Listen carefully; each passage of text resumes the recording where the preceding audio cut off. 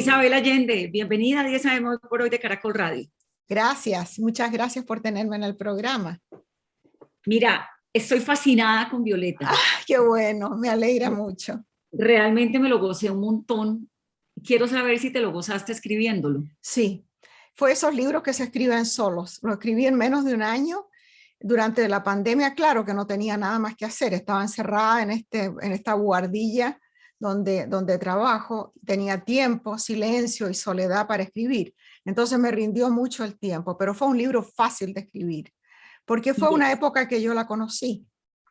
Claro, y es delicioso de leer y además tiene una coyuntura muy especial porque arranca en 1920, que es cuando nace Violeta, que es cuando es plena pandemia de la gripa española y nos trae en medio de un recorrido fabuloso que pasa por una mujer que es inteligente, que es creativa, que es contestataria para su época, que es Violeta, hasta la pandemia de hoy. Es decir, realmente me lo gocé muchísimo y por lo que he entendido está inspirado en tu madre.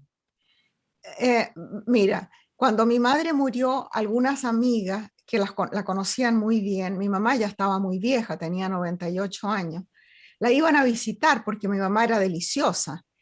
Y me dijeron, tienes que escribir la historia de tu madre. Y si bien es cierto que mi mamá era una mujer muy excepcional para el tiempo en que le tocó nacer, bueno, en cualquier época habría sido excepcional, no tuvo una vida extraordinaria.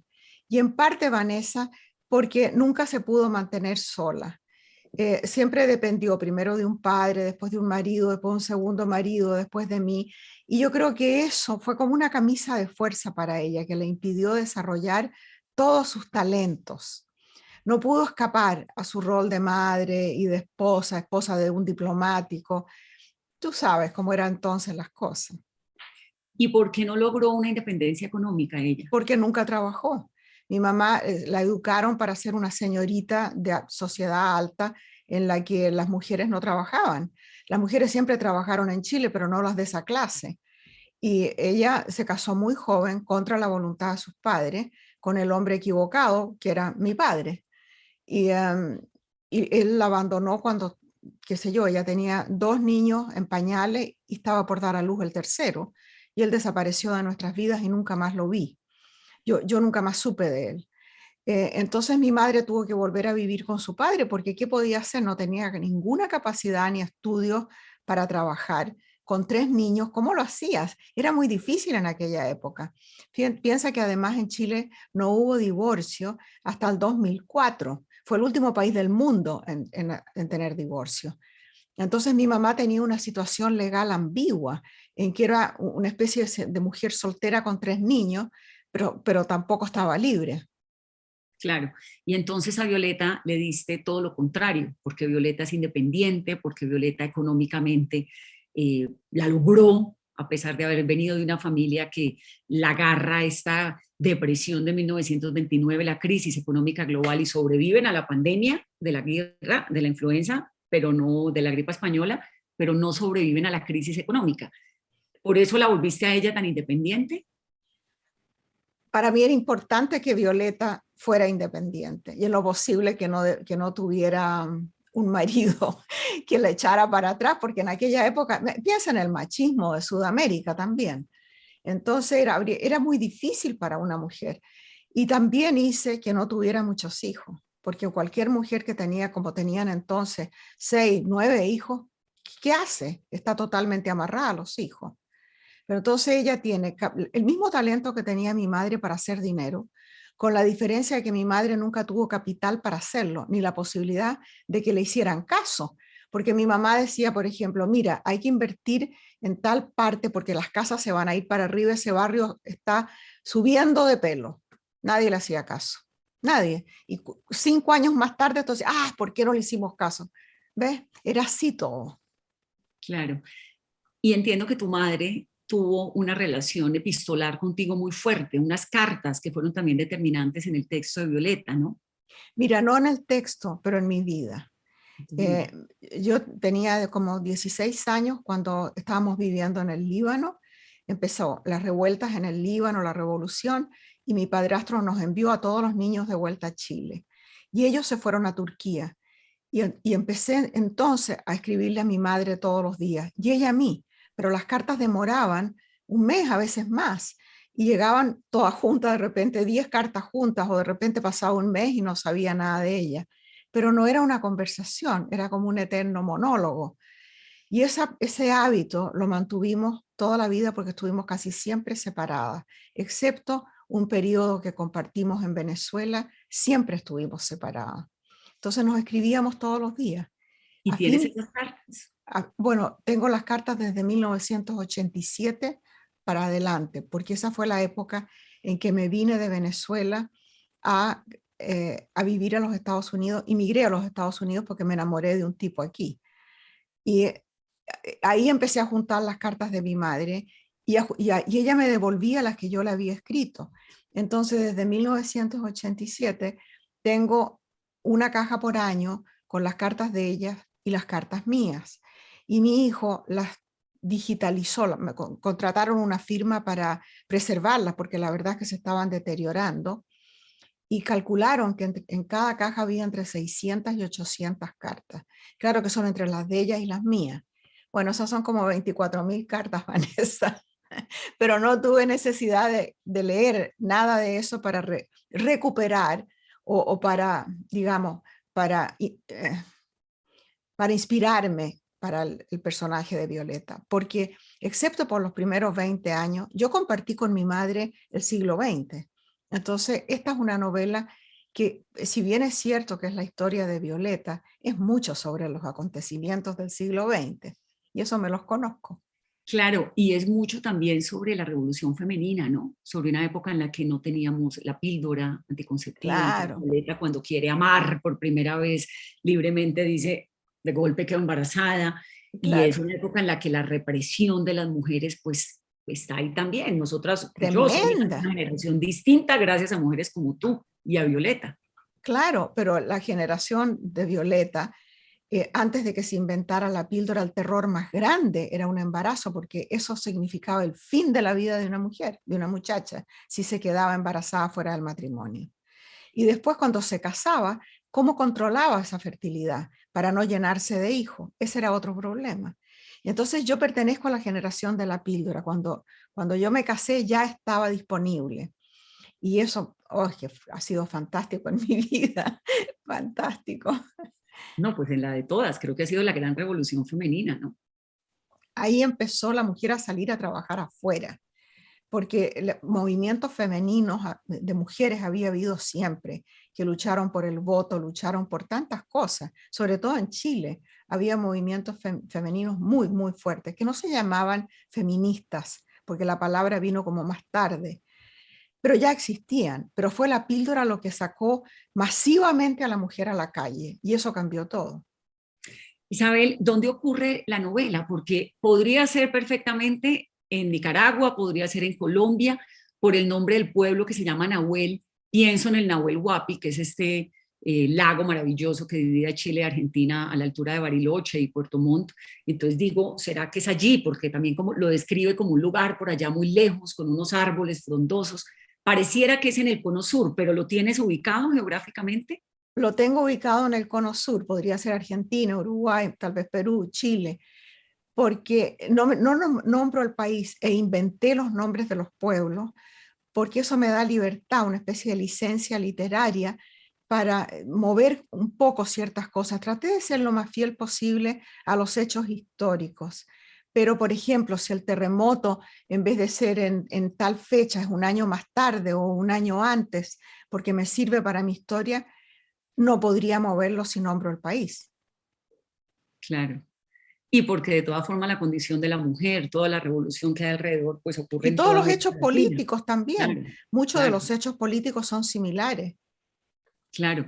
De hecho, pues tú eres Isabel Allende, creciste con un apellido tan grande para la historia de América Latina como fue el Allende. ¿Qué tanto te pesó? Nunca me di cuenta de que me pesara, porque éramos una familia más en Chile nomás. Y cuando Allende fue presidente, no cambió nada. Después, con el golpe militar, ya toda mi familia o se quedó afuera o se fue. Y muchísimos emigraron a México, o se fueron a todas partes, pero la mayoría a México. Y yo me quedé, fui la última en irme, porque no pensé que la dictadura iba a durar, me parecía que era una especie de accidente histórico y ya íbamos a llamar a elecciones y habría una democracia de nuevo. Pero ya cuando no pude más con el miedo y con la represión y todo, me fui. Y la dictadura duró 17 años, fue muy largo. Pero cuando yo escribí La Casa de los Espíritus, creo que puede ser que el éxito instantáneo del libro haya tenido también algo que ver el apellido. Porque mira, se publicó en 1982, cuando todavía el nombre de Chile estaba en boca de todos los intelectuales y de la prensa y de los estudiantes en Europa. Y en Estados Unidos a nadie le importaba, pero en Europa era una presencia Chile, por el golpe militar y porque había sido ese experimento de una democracia socialista por elecciones. Entonces el nombre de Allende también era conocido, era como, no te voy a decir que fuera como el Che Guevara, pero era muy conocido. Claro.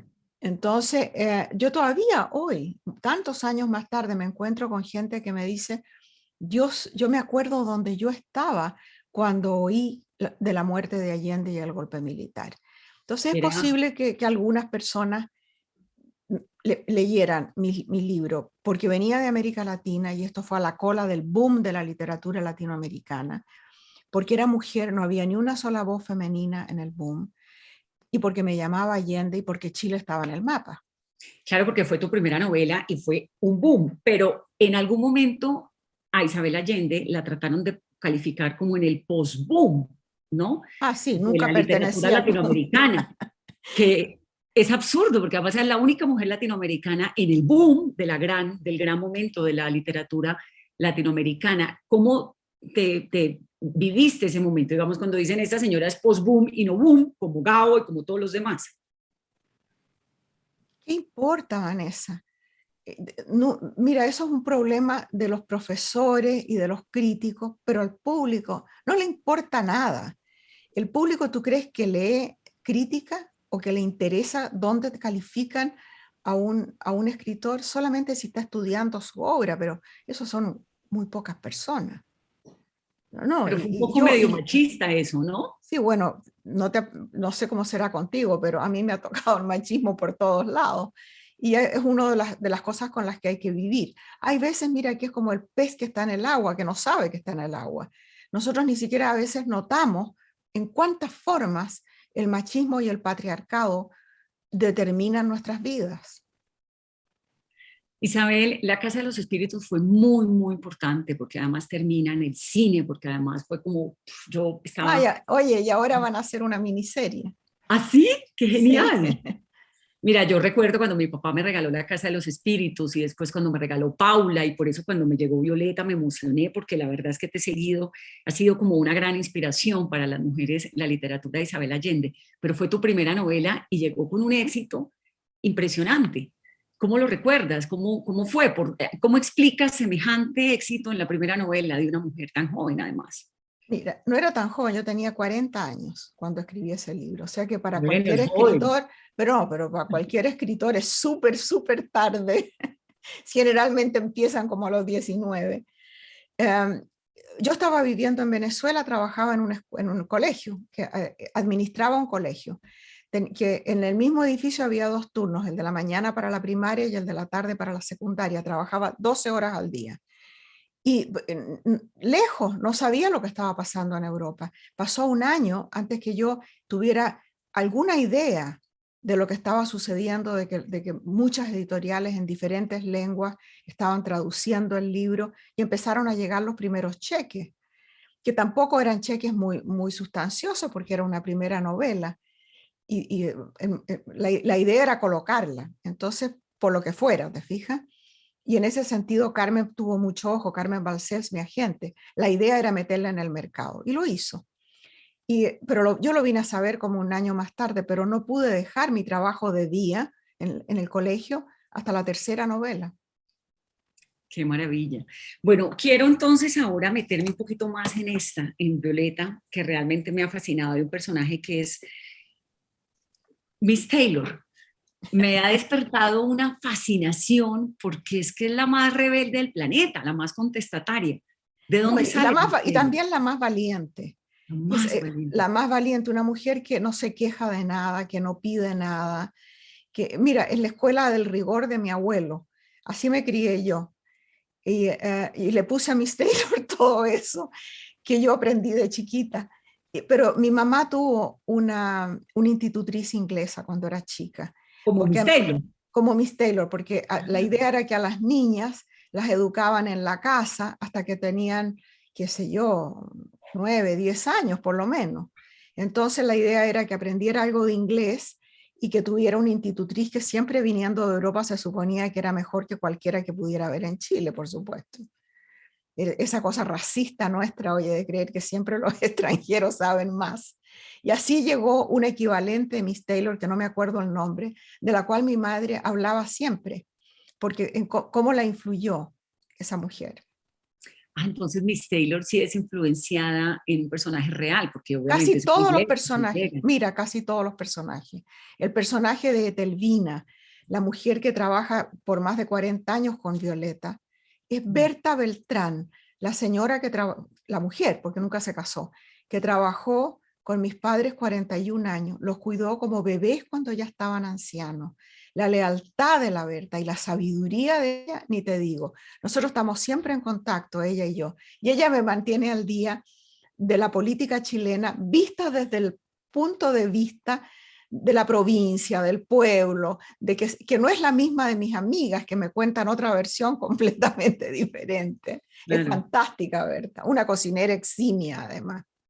Y Camilo, que es el nieto, Camilo receptor de toda esta información de Violeta. ¿Quién es es mi Camilo? mejor amigo, que es un cura jesuita al cual yo le reconozco al final del libro, entre los reconocimientos lo nombro, porque se llama Felipe Berríos del Solar. Y él es un cura célebre en Chile porque siempre está en oposición con los obispos católicos y acusando o exponiendo muchos de los problemas de la iglesia. Y yo lo amo porque es un tipo fantástico. ¿Y cómo se tejió esa amistad entre una mujer tan contestataria como tú y un cura jesuita?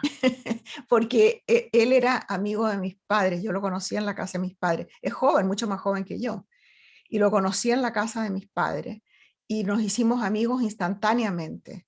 Y lo he visto cada vez que yo iba a Chile, estamos en contacto permanente.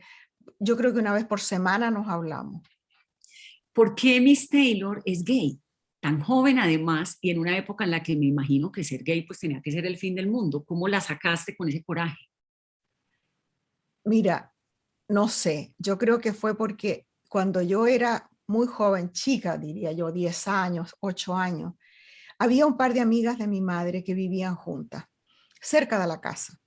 Y yo creo que todos sabían que eran pareja, pero no se decía eso.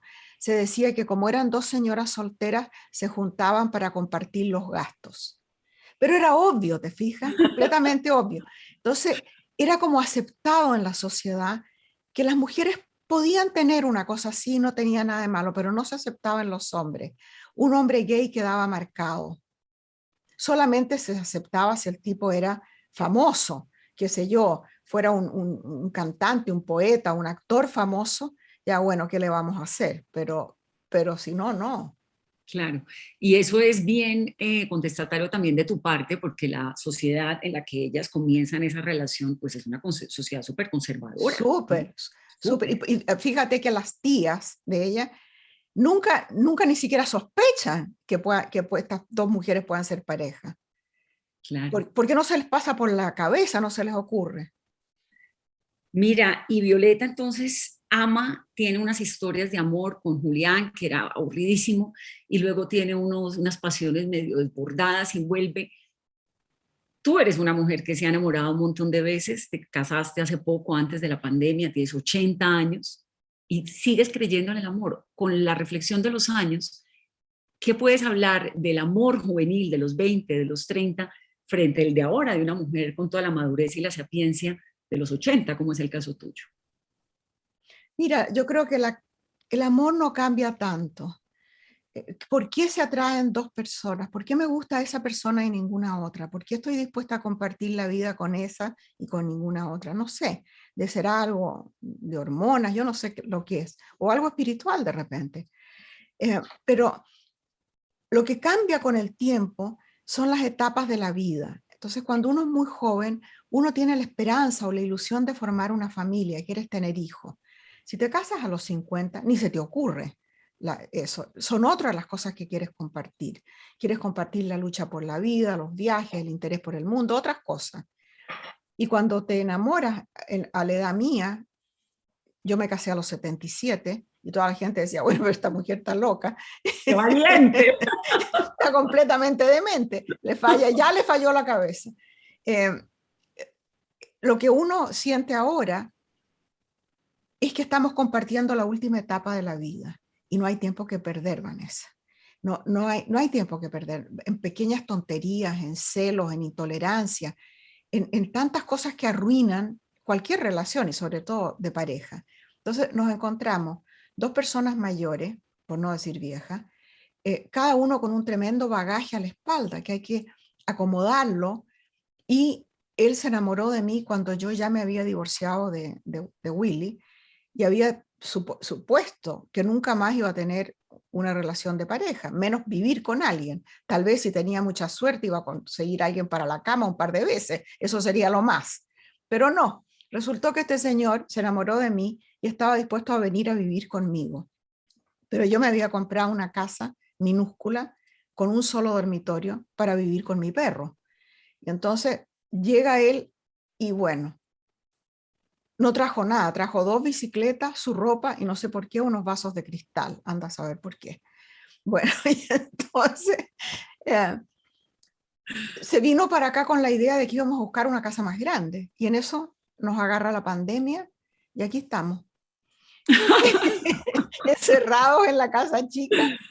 Yo trabajando, como te digo, en la buhardilla, tuvimos que acomodar el garage para poder hacer ejercicio. La casa se usa hasta el último centímetro cuadrado de la casa, pero Bueno, estamos pero bien, estamos si bien. sobrevivió ese amor pandémico, sobrevive todo. Uno es cerrado, recién casado, ¿no? No, yo creo que ya nada nos puede separar, oye, salvo Alzheimer o algo por el estilo, porque francamente hemos pasado por una prueba de 2 años de convivencia estrecha, casi sin conocernos. Qué genial. En Los Ángeles, ¿verdad? No, en el norte de California, cerca de San Francisco. ¿Y tú eres de dónde, Isabel? Porque tú eres, eh, todo el mundo cree que eres chilena, pero en realidad no naciste en Chile, pero Bueno, pero viviste en mira, no Venezuela. nací en Chile porque mis padres eran diplomáticos en el Perú. Y los Claro. hijos de diplomáticos que nacen en otra parte, si son registrados en el consulado, tienen la nacionalidad de los padres. O sea que es como si hubiera nacido en Chile legalmente. Fui siempre Claro, pero chilena. me refiero a que has vivido en Estados Unidos hace un montón de tiempo, pero además también con el corazón chileno también, y chilena, pero también en Venezuela. ¿De dónde te sientes? Mira, estoy muy cómoda en California, pero voy a ser siempre extranjera en los Estados Unidos. Vuelvo a Chile y estoy feliz por una semana. Y después ya me doy cuenta que no es el país que yo tengo en el corazón ni en la memoria, porque todo cambia. El país ha cambiado, el mundo, yo también he cambiado. Entonces no me encuentro con lo que voy a buscar, salvo 2 o 3 amigas y el cura, que por supuesto siempre está ahí, y es fantástico. Y, um, y entonces cuando tú me preguntas de dónde soy, yo creo que mi país son mis libros, son los poquitos amores desesperados que tengo, que son mi hijo, mi nuera, mi marido, yo diría un par de perros. No cuento a los nietos porque los nietos tienen su propia vida y ellos viven en distintos estados y tienen otras vidas. Entonces no puede mi vida depender para sentirme cerca de ellos, porque no tendría cómo darles casa para atraerlos. Pero mi hijo vive a 12 minutos de mi casa.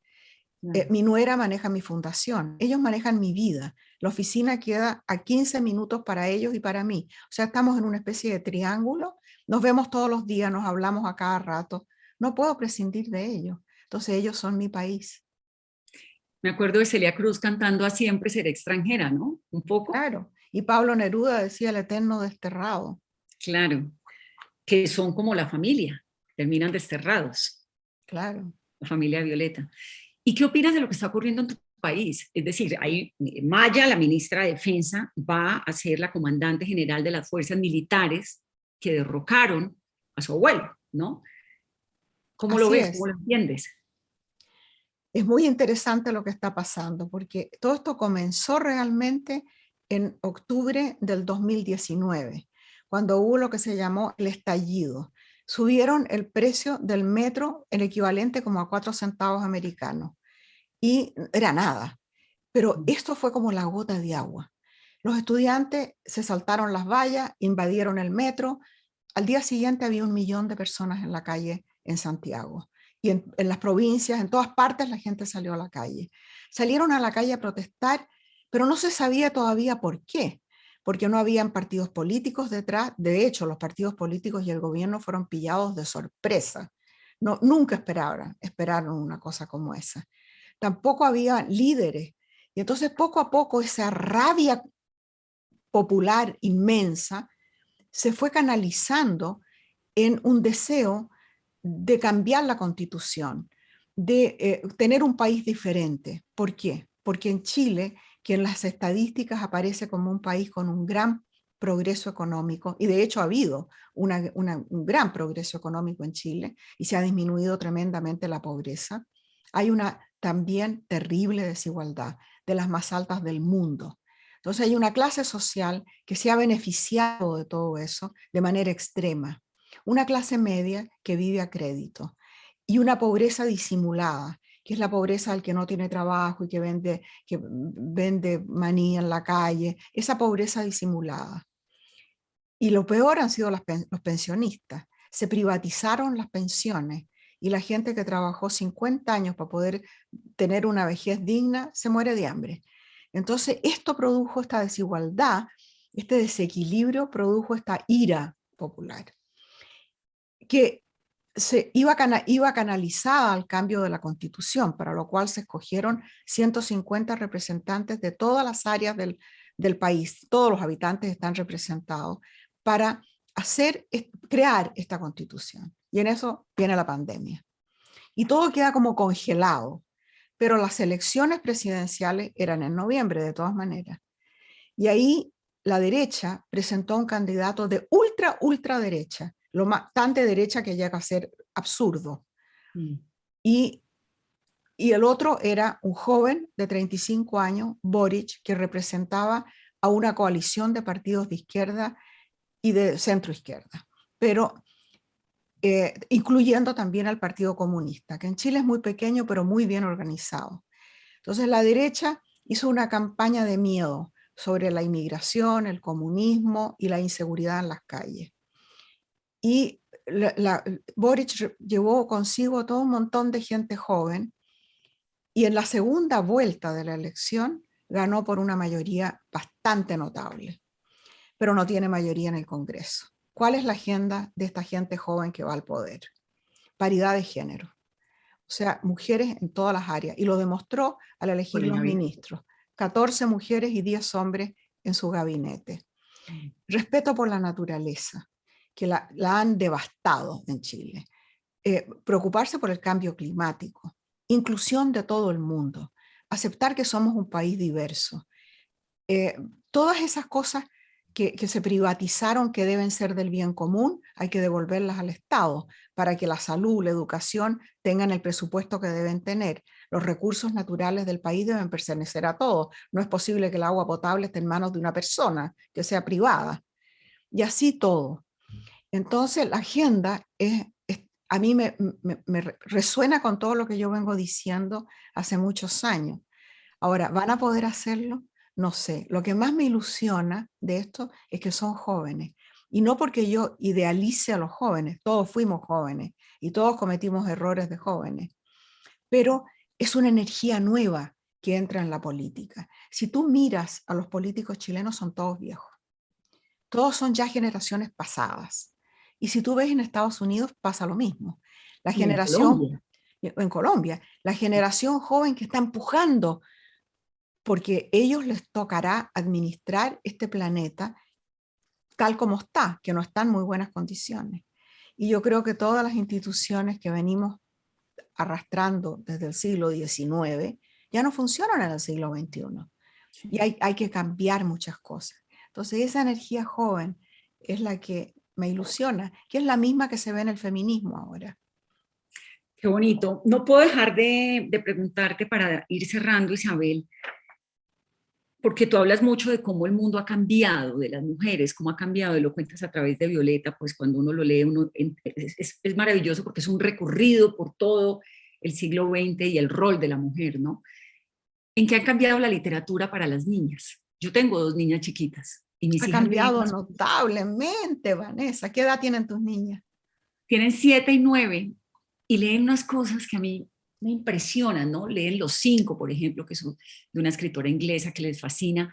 Y yo crecí leyendo, pues, a la Blancanieves y a la otra que se quedaba No, dormida eso y esa, disfrazada de princesa. No, estas, cuando quiero comprarles un disfraz de princesa, me mandan para el carajo. ¿Cómo claro. lo ves? Bueno, todo está cambiando, pero ahora hay una literatura infantil no sexista, en la que las niñas y los niños son héroes, en que no hay princesas que se desmayan y las despierta un príncipe, olvídate de eso. Generalmente el que se desmaya es el príncipe. Entonces, y ella llega a caballo y lo rescata.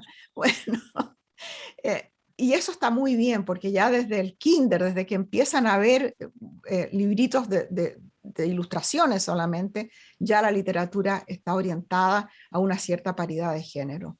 Y además a la diversidad, porque vas a encontrar gente de todos los colores en los libros de niños. Y eso es muy lindo. Eso es muy especial. ¿Tú alguna vez has abandonado un libro que estás escribiendo?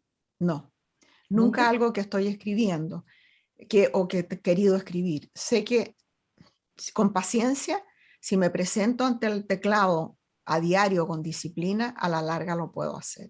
¿Cómo es tu disciplina, Isabel? ¿Escribes todos los días? ¿Lees todos los días?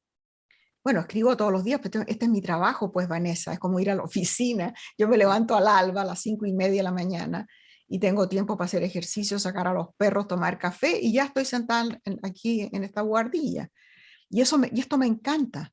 Entonces lo hago con mucho gusto. El domingo cuando no hago nada, porque el domingo está Roger esperando que yo, no sé, pues que esté con él, será.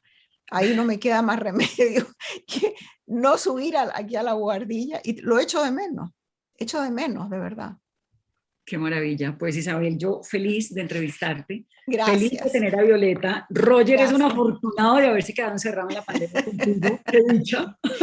Por lo menos está entretenido, eso sí. Bueno, y que vengan muchas más historias y muchos más libros. Estoy segura de que habrá uno muy pronto otra vez y podremos volver a conversar. Qué Un lujo para millón de mí. gracias. Cuídate, Un cuídate abrazo. mucho. Adiós. Gracias.